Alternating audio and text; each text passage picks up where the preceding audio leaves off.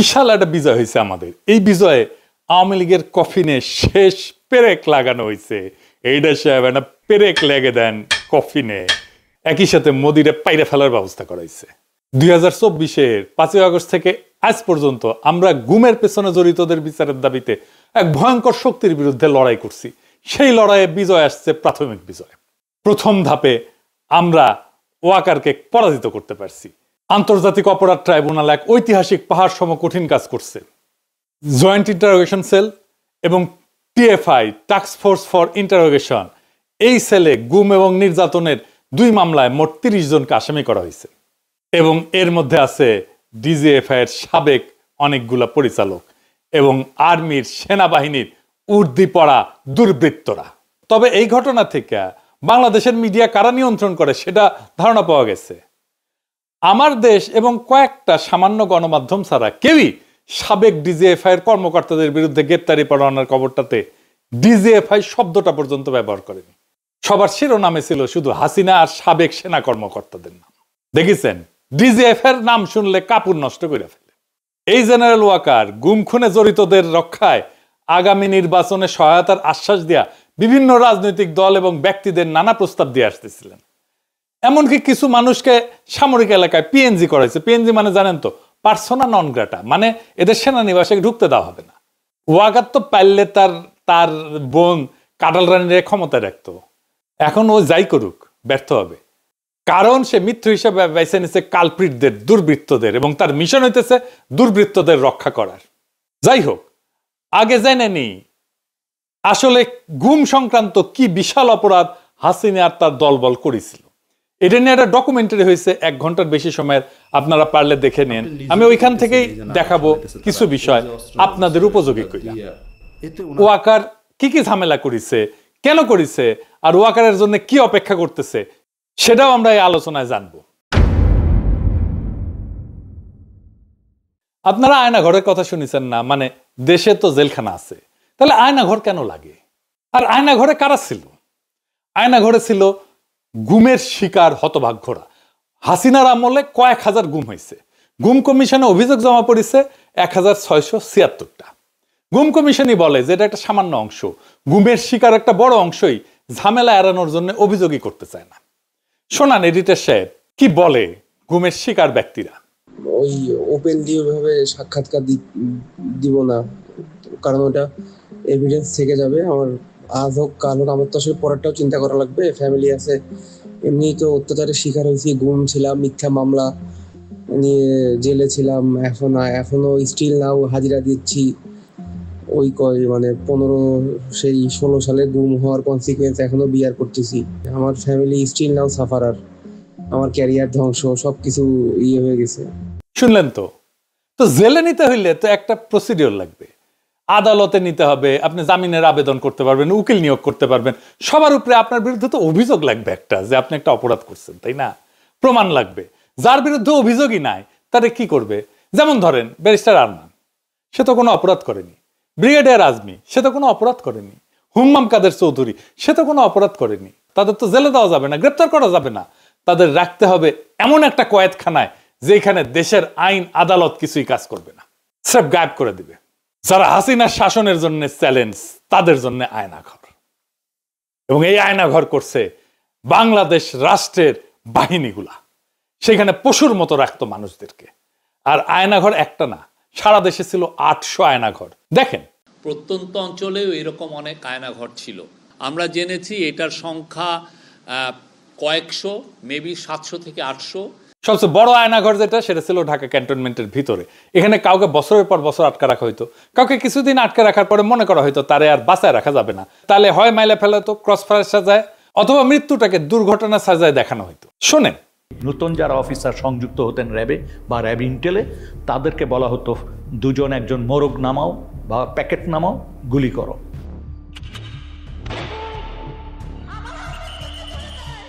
যখন ক্রসফায়ার বেশি সমস্যা হয়ে গেল আন্তর্জাতিকভাবে এবং জাতীয়ভাবে, যে এরা এটা নিতে পারতেছিল না আর এটা ক্রিটিসিজম, তখন ওরা বললো যে আরে আমরা বডি প্রডিউস করি কেন, নাই করে দিলি তো হয়, তাহলে তো কেউ বুঝবে না কি হয়েছে। তখন এটাই মুভ করলো ওরা। এটা একটা ডিসিশন ছিল। হাত পা বেঁধে চলন্ত ট্রেনের নিচে ফেলাই দেওয়া হইতো, বা বাস ট্রাকের নিচে। চিন্তা করেন, এমন অনেক মৃতদেহ পাওয়া গেছে যাদের ট্রেনে কাটা পড়ছে, চেনা যায় না, অজ্ঞাত। দেখেন কি বিভৎস অবস্থা। এমন একজন বাইসা ফিরছে, গাড়ির নিচে ধাক্কা দিয়ে ফেলাই দিছিল, আল্লাহ বাঁচাই দিচ্ছেন। শোনেন তার মুখ থেকে। ওই আবদুল্লাহপুর আশুলিয়া রোড যেটা, সেখানে নিয়ে যায়। নিয়ে যাওয়ার পরে উনি অন্যদেরকে নেমে যেতে বলে।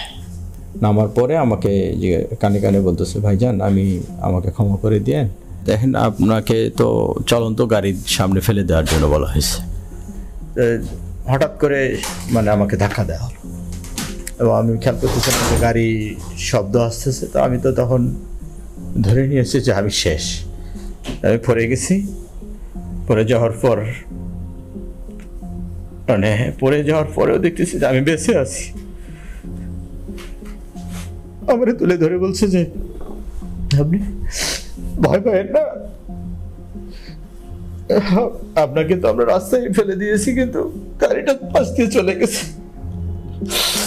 তাহলে আমি টের পাইছিলাম যে গাড়িটা যখন জোরে খুব রানিং এ আসতেছে, আবার যখন ফেলে দিবে ব্রেক শক্ত করে ধরে পাশ দিয়ে টা করে শব্দ হয় যেটা, ঠিক সেই শব্দটাই আমার কানে আসছে। এইভাবে অজ্ঞাত ব্যক্তির লাশ পাওয়া যেত ট্রেনে কাটা পড়া। রেলে কাটা পড়লে হয় কি, দায়ী কিন্তু কাটা মানুষ, কাটা পড়া মানুষ। বাংলাদেশের আইনে কারো দোষ হয় না, সেজন্যই ট্রেনের নিচে ফেলাই দিত। কাউকে ইনজেকশন দিয়ে অজ্ঞান করে ট্রেনের নিচে ফেলাই দিত, গাড়ির নিচে ফেলাই দিত। কি অবস্থা চিন্তা করেন। তো যদি ডেড বডি পাওয়া যেত তাহলে তো বিপদ। তখন তাদের নদীর মাঝখানে নিয়ে গুলি করে পেট চিরা কোমরে সিমেন্টের বস্তা বেঁধে ডুবাই দেওয়া হইতো। জিয়াউল হাসান নিজের হাতে এরকম মানুষকে মারছে। শুনেন স্বীকারোক্তি। যখন যাওয়া শুরু হলো, আমরা ইয়েতে যাওয়ার পরে উনি ডেস্টিনেশনটা আগে থেকে বলেন না কোথায় যাবে, সাউথের দিকে যাও। তো যাওয়ার পরে তারপরে বললো যে স্লো ডাউন। যখন স্লো ডাউন বললে তখনই বুঝি যে এখন প্রক্রিয়া শুরু হবে। যখন খোলের ভিতর দিকে তাকে তুলে নিয়ে আসে, সিমেন্টের বস্তা কিন্তু বাইরে থাকে স্যার। খোলের মুখটা খুলে একজন করে তুলতেছে স্যার, সিমেন্টের বস্তা দিয়ে সে বেঁধে ফেলতেছে, পাতে হচ্ছে হাঁটু বরাবর গেছে, হাঁটু বরাবর গেছে। বেঁধে মায়ের কাছে সিমেন্টের বস্তা তাকে একদম কর্নারে রাখছে। সেকেন্ড ম্যান স্যার পিলোটা দিয়েছে, পিলোটা দিয়ে উঠেছে সব। তাদের পছন্দের জায়গাটা হলো মাথা স্যার, মানে মাথার এখানে বা এই পাশে বালিশ থেকে তারপরে একদম 6 রাউন্ড ফায়ার করে। 2 রাউন্ডটা ফায়ারের প্রয়োজনটা কখনো তার মনে হয়েছে কারো হাত কেঁপে গেছে, তখন উনি বলতে পারছেন। ঢাকায় সুন্দরবনের দস্যুদের কাছ থেকে উদ্ধার করে একটা ট্রলার ব্যবহার করা হইতো এই কাজে। এইটা সাহেব দেখান সেই স্বীকারোক্তি। দস্যুদের কাছ থেকে উদ্ধার করা ট্রলার, যেটা জেনারেল জিয়াউল হাসানের টিম এটা এনেছিল, এবং পরবর্তীতে আমরা জেনেছি যে জিয়াউল হাসানের প্রত্যক্ষ তত্ত্বাবধানে অনেক মানুষকে ওখানে নিয়ে যাওয়া হতো রাতের গভীর রাত্রে। এই জায়গাটা এবং বন্দিরা থাকতো নিচে এখানে এই ডেকের উপরে, কোনো কোনো সময় তো ডেকের ভিতরে থাকে। এন্ড দেন অফিসাররা কারণ ডেকের ভিতরে না থাকলে দেখা গেলো মাঝে দেখে ফেলি, এরকম হয়। ওরা সবই এখানে বা কেউ এখানে থাকতো। এন্ড দেন এখানে এনে শুট করে এখান থেকে ফেলে দিবে। ওখান থেকে পেট ফাটতেছে ওখানে কুইক অ্যাকশন। তার হচ্ছে গিয়ে এখানে যাওয়ার পরে এই যে মানুষটাকে শোয়ালেন, যাওয়ার পরে বাঁধার পরে তারপরে আপনার গুলি করে ফেলা দেওয়া হয়। এদিকে বাঁধার রশিটা রেডি থাকে, ওইদিকে সিমেন্টের বস্তার সাথে রশি বাঁধা রেডি। যেমন রশি বাঁধার থেকে সিমেন্টের বস্তা খুলে না যায়। তারপরে বাকি রশিটা এখন এটা কোমরের সাথে দিয়ে বাঁধা সবচেয়ে সহজ। that of any other places of the whole body. এখানে গুলি করে লোয়ার পোর্শন ধরে ফেলে দিল। কে ফেললো? জিয়া তো গুলি করলো। এখন জিয়েই ফেললো না সাথে আরো যে লোক ছিল তার কে ফেললো এটা আমার খেয়াল নাই। এখান থেকে করে ফেলে দিল। আবার কাউরে ইন্ডিয়া পাচার করা দেওয়া হইতো, যেমন সুখরঞ্জন বালিকে দেওয়া হয়েছিল, সালাউদ্দিন সাহেবকে দেওয়া হয়েছিল রাষ্ট্রীয়ভাবে। এইখানেই ধরা খাবে মোদি আর তার বাহিনী। এইসবের মধ্যে মূল ভূমিকা পালন করছে সেনাবাহিনীর কর্মকর্তারা। ওইখানে নিয়ে 2টা লোক আইছিল হুমড়াই করে, বললো তোর পার করে দেব, তারপরে তুই ওই জায়গায় কতদিন থাকবি, আবার আমরা তো আবার ব্যাগ নিয়ে আসবো। ওরা আবার ওই দেশ থেকে কারা যেন আসছে স্যার, আপনার ওদের ইন্ডিয়ানরা আসছে, ওরা 2জনকে দিল, আমরা 2জনকে দিলাম। মানে ওরা 2জন বন্দীকে দিল, আপনাদের বন্দী 2জনকে ওদেরকে দিয়ে দিল। যাদেরকে হ্যান্ড ওভার করলো ওদেরকে নিয়ে আবার কি করলেন? ওদেরকে নিয়ে স্যার রাস্তায় 2জনকে স্যার ক্রস ফায়ার দিয়ে ফেলাই দিয়ে আসছে। দুর্বৃত্ত কর্মকর্তারা শুধু একটা প্রমোশন, কিছু টাকা পয়সা কিছু ক্ষমতা, এটার লোভে এইভাবে খুনি হয়ে উঠছিল তারা। তাদের সৈনিক বৃত্তিকে তারা জলাঞ্জলি দিছিল। তারা সৈনিক ছিল না, তারা এখনো সৈনিক না। সেনাবাহিনী এদেরকে পালতে পারে না। আজকে ওয়াকার বলে সেনাবাহিনীর মরাল নষ্ট হবে। ও তো সেনাই না, ওই তো সৈনিকই না। মরাল কিসের নষ্ট হবে? ওরা রাখলেই তো সেনাবাহিনীর মরাল নষ্ট হবে। ঢাকার আয়নাঘর ছিল ডিজিএফ এর আন্ডারে, ক্যান্টনমেন্টের মধ্যে। র্যাবের সেনা কর্মকর্তারা গুম আর খুনের কাজগুলো করছে। এদের বিরুদ্ধে গ্রেপ্তারি পরোয়ানা জারি করা হয়েছে, সকল প্রমাণ জোগাড় করে মামলা করা হয়েছে। এইটায় ওয়াকারের পুচ্ছে আগুন ধরে গেছে এখন। কেন? কারণ ওয়াকার জানে এইভাবে ধরতে ধরতে ধরতে ধরতে ধরতে তার ফাঁসি কা ফান্ডা আসতেছে। ওর গলা তো ফাঁসির ধরি জ্বলবে। সে নিজেও তো 2024 জুলাই আগস্টে ছাত্র জনতার বিক্ষোভের বিরুদ্ধে সেনা নামাইছিল। তারা গুলিও করছে, মানুষও মারছে। এর দায় তো ওয়াকারের। সৈনিক আর জুনিয়র অফিসাররা গুলি চালাইতে অস্বীকার করার জন্যই ওয়াকার তার আপারে বাঁচাইতে পারে নাই। এতে ওয়াকারের বিন্দু মাত্র কোনো ক্রেডিট নাই। এই ওয়াকার আয়না ঘরের সব এভিডেন্স নষ্ট করে ফেলছে। এভিডেন্স নষ্ট করা আর একটা অপরাধ। ক্যান্টনমেন্টের এলাকার মধ্যে যদি এভিডেন্স নষ্ট করা হয় আয়না ঘরে, কার সেটা দায়িত্বে পড়ে? তার জিম্মায় থাকা জেনারেল মুজিব পালাই যেতে দিচ্ছে। তারা গ্রেপ্তার করা হয়েছিল, রাখা হয়েছে ক্যান্টনমেন্টে, পালাই গেছে। কার দায় তাহলে?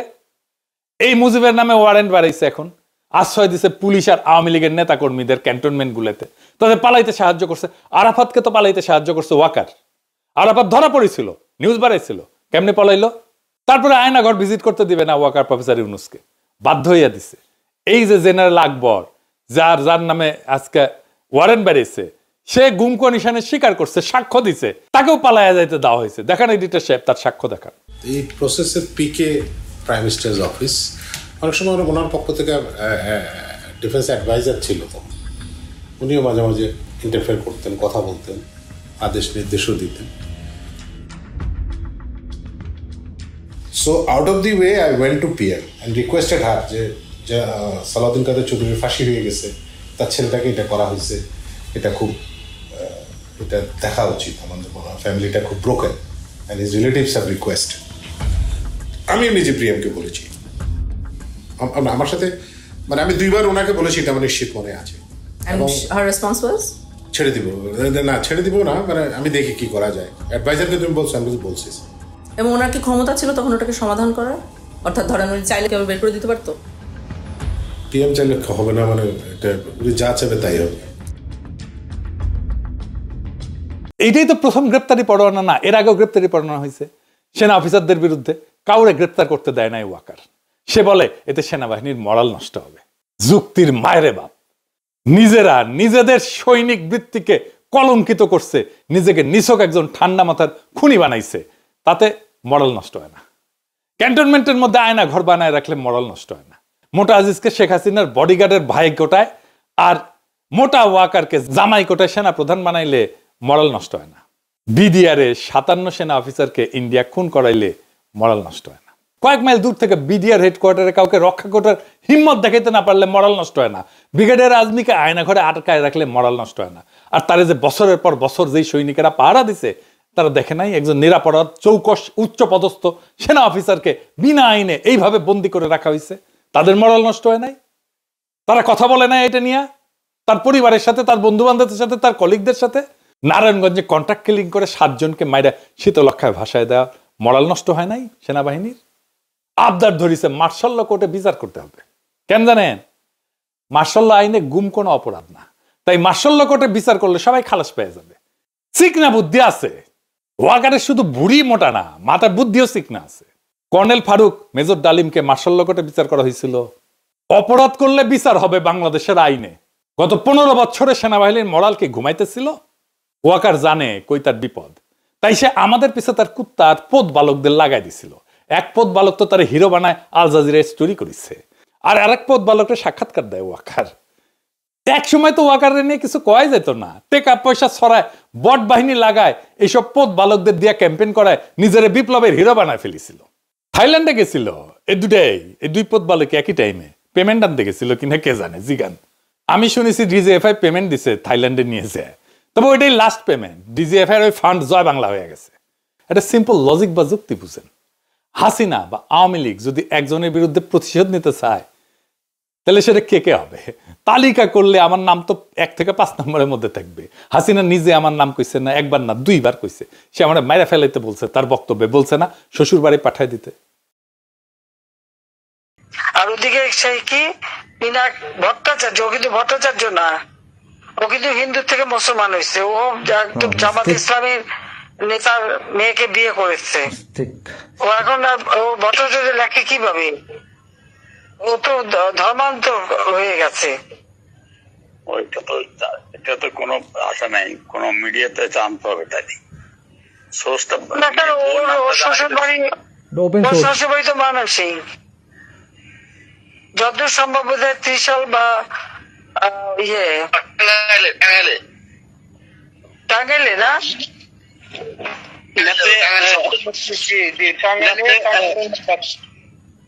জামাতে ইসলামের নেতা না, জামাতে ইসলামের নেতা কিন্তু তার মেয়েকে তো এই বিধর্মীর সাথে বিয়ে দেবে না, নিশ্চয়ই তার মুসলমান বানাইছে। এই যে সুশান্তের সাথে শরীফ আজাদ, ডাক্তার আইজু নামে লাদায়, সে তো আমাকে খুন করার আহ্বান জানাইছে। শোনান এডিটর সাহেব।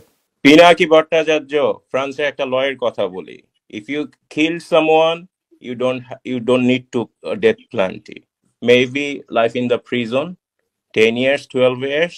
ফ্রান্সে কি বাংলাদেশের মানুষ নাই? পিনাকির মতন একটা কুকুর এই ধরনের কাজ করে যাবে আর বাংলাদেশের মানুষ এখানে বসে আছে? অ্যাসাইলাম মারা একটা কুকুর এখানে বসে আছে। এই কুকুরটা গলা কাইটা যদি এখানে কোনো মানুষের ডেথ পেনাল্টি হবে না, life in the prison. I am challenging, I am sorry. শুনিছেন? আচ্ছা এডিটর সাহেব আবার শোনান তো, হাসিনা আমাকে নিয়ে কি কইছে 2বার, এটা শোনান। মাননীয় নেত্রী আমরা সব জানি, এবং আমরা যত কিছু করার আমরা তার বিরুদ্ধে ব্যবস্থা করব, আমরা তার বিরুদ্ধে ব্যবস্থা করব। আমরা আওয়ামী লীগ তো আমার বিরুদ্ধে মিছিল করে প্যারিসে আইসা।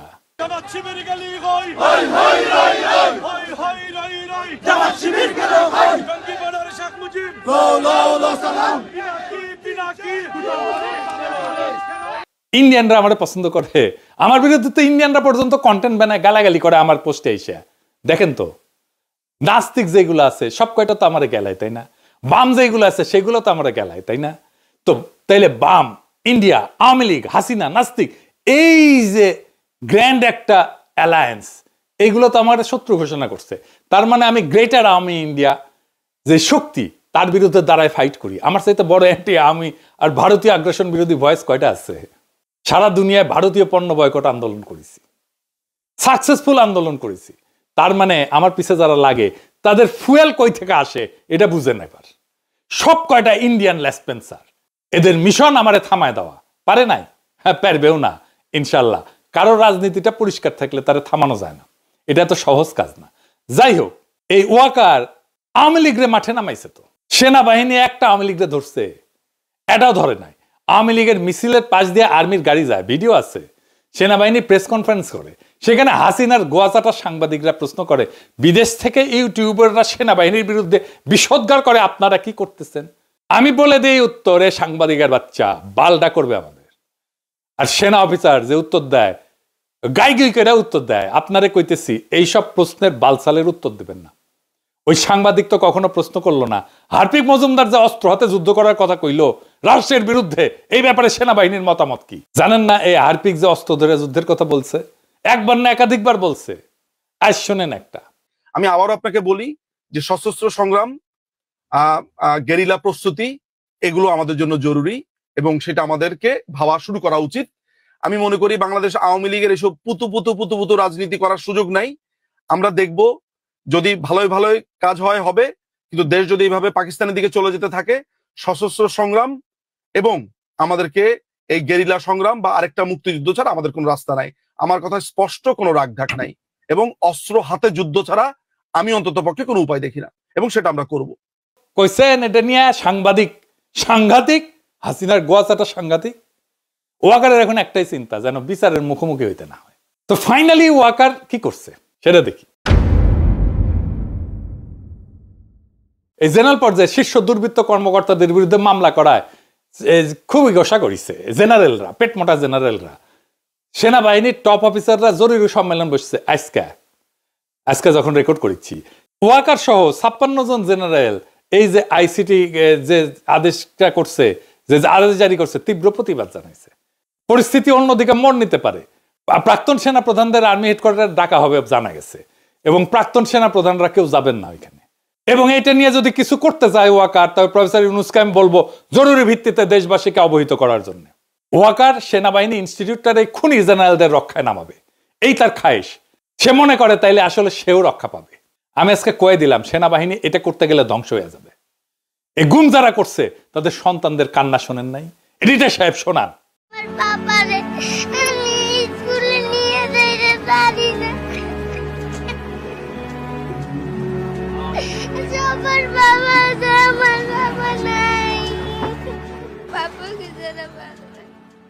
আর একটা শোনান।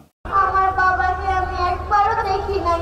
আমার বাবাকে আমার খুবই দেখতে ইচ্ছা হয়, কিন্তু আমার বাবাকে আমি দেখতে পাই না। যখন আমি আমার স্কুল যাই তখন আমার বন্ধুরা তার বাবার সাথে যায়, আমি আমার বাবার সাথে ঈদ করতে পাই না। ঈদে সবাই তার বাবার সাথে মেলাতে যায়, আমি করতে পারি না। সবাই সবার বাবার সাথে মার্কেটে যায়, জামা কিনতে, তা আমি পারি না। কেন? সরকারের কাছে আমার একটাই দাবি, আমার বাবাকে ফিরিয়ে দেন। আমি আমার বাবাকে দেখতে চাই। আমার বাবা ছাড়া আমার ভালো লাগে না, আমি আমার বাবাকে দেখতে চাই। আর একটা শোনান। এই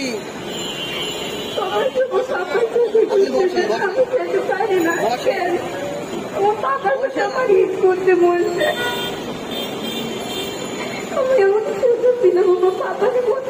গুমের শিকার সেই হতভাগ্য পরিবারদের, অসহায় এতিম সন্তানদের শপথ, সব কয়টারে ফাঁসিতে ঝুলানো হবে, কাউকে ছাড়া হবে না।